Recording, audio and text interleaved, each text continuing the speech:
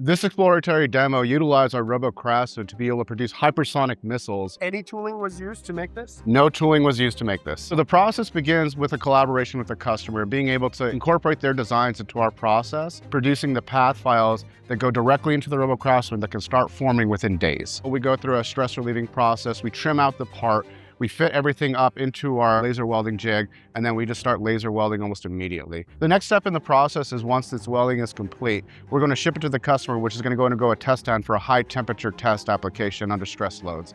That will really prove out the process, and what we set out to do is proving that this is a mission critical item that can be produced at scale. I think really at core Machina, we're building these technologies, these manufacturing technologies to enable all these applications in a fast, cost-effective way. And each of these industries have slightly different requirements, but the core enabler is always the Robocrafftman platform.